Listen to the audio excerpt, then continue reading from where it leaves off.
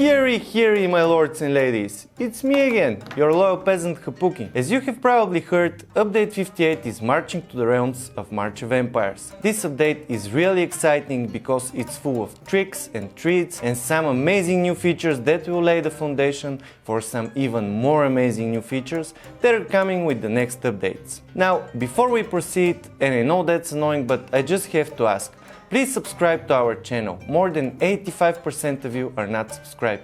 After our last video, we got so upset that Lily ran away to the mountains. Let's show her that we miss her by smashing that subscribe button, or she might never come back. Anyway, I just can't wait to spill the beans and tell you all about the new update. So I'm just gonna go ahead and do it. We're getting a brand new alliance raid called the Alliance Mine, a new March trait animal companion, the White Rhino, and a new resource called Steel, which will be required to promote your units from tier 5 to tier 6. Yeah, that's right, tier 6 arm units are coming, but they're not going to be available in this update. You will be able to see them in the game, but they will probably be unlocked in one of the following updates before the end of the year. However, with Update 58 you can start farming steel in preparation to promote your tier 5 units to tier 6 when the time comes. You can get steel from various sources like the daily quests, the traveling hero, the super adventures, the calendar rewards and others. Now, let's take a closer look at each of those features, starting with the new alliance raid called the Alliance Mine. Just like every other alliance raid, the Alliance Mine can be found in the Alliance Raids menu. The raid can be started by the alliance leader or one of the war generals, and the starting cost is exactly 2000 ancient keys, just like the normal Dark Citadel. Another similarity is that the duration of the Alliance Mine raid is 24 hours. So what exactly happens when you start this new raid? Well, it is called a mine, so it shouldn't surprise you much that you have to gather resources. Providing that your alliance owns at least one region of the world map, the Alliance Mine will spawn inside your territory. Upon starting the raid, the alliance leader or the war general has to select the type of resource that the Alliance Mine will produce.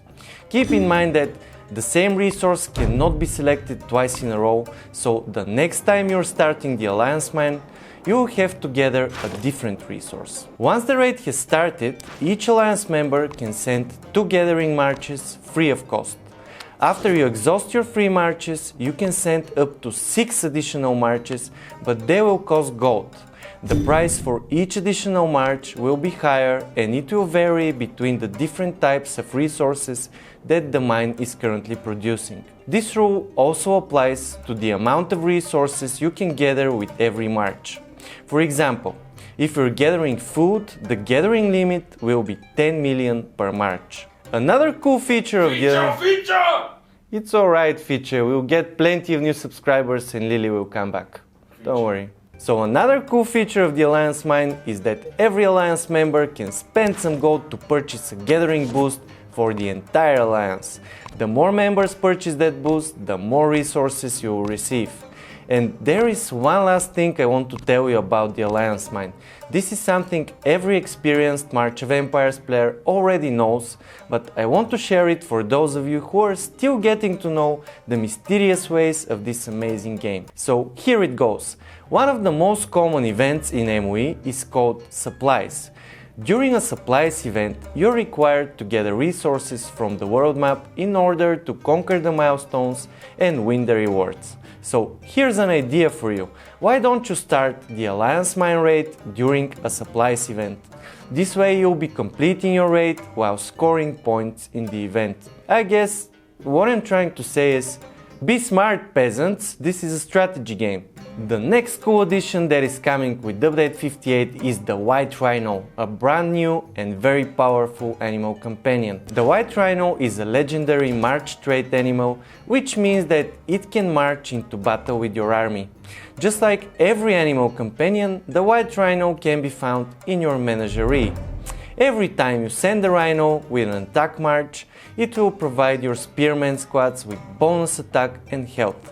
It also has skills that can heal your spearmen and boost their damage during combat. Make sure to use your White Rhino as often as you can in order for it to gain experience and eventually level up. Now let's move on to the spooky stuff. As we are marching closer to Halloween, we have prepared plenty of spooky activities for you.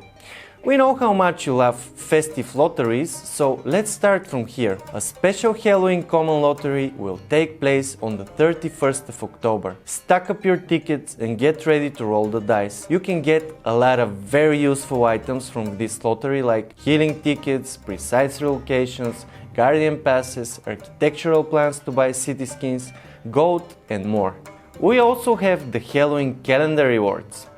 Just log in every day between October 27th and November the 3rd and claim all those free treats. And speaking of treats, the Halloween event shop is also going to be full of them. It will be open from the 29th of October until the 4th of November. You will need to participate in time-limited events to gain event shop currency and use this currency to acquire the items you desire.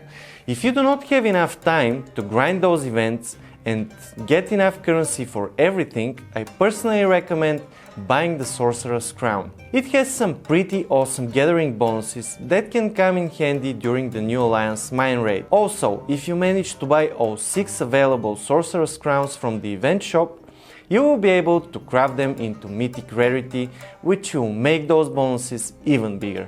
As tradition dictates, the Halloween World Encounters theme will also start shortly after the update is released.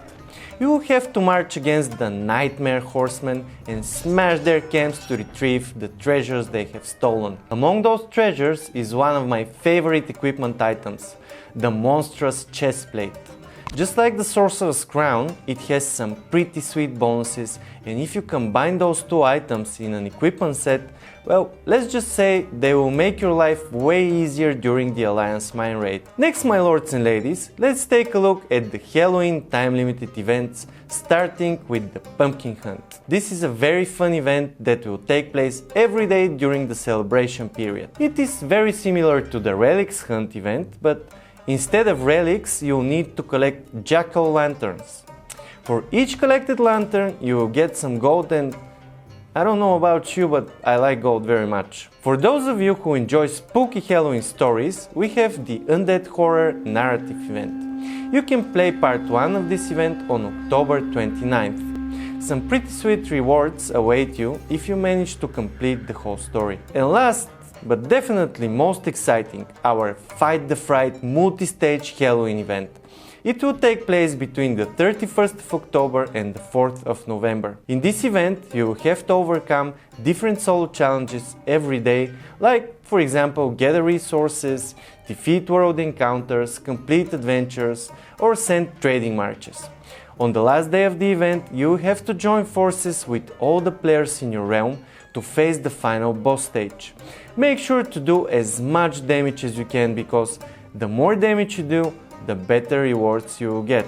If you succeed, among other rewards, your realm will receive the Greater Aura of Synergy realm buff. You do not want to miss on those bonuses. Before we wrap things up, let's check one cool new feature extension and a few quality of life improvements that are marching to us with update 58. Following the release of the update, all regional structures except the Watchtower can be upgraded with 3 additional levels up to level 10. Of course, this upgrade will boost all the benefits you receive from those structures, but before you upgrade them, you will have to complete the New Alliance research called Regional Structure Level 3. As for the quality of life improvements, first and most important, the Brotherhood Assault Alliance raid will now require only 1 Radiant key instead of 2. This is some pretty sweet change, so enjoy. Second, a trusted friend icon has been added to the world map, so now you'll be able to easily spot your trusted friend's castle. Meh, I don't trust anyone. And finally, the customizations menu has received some visibility improvements. Now you can see how many items of a given type you possess. Neat. We're marching towards very exciting times, my lords and ladies. There are some amazing additions coming to the realms of March of Empires. We'll be able to tell you more about them in just a few weeks. For now, let's enjoy the new update and grow our empires as much as we can. Make sure to like and subscribe so you don't miss any of the many new videos we'll be making for you very soon. Until we meet again, stay healthy and march on for greatness.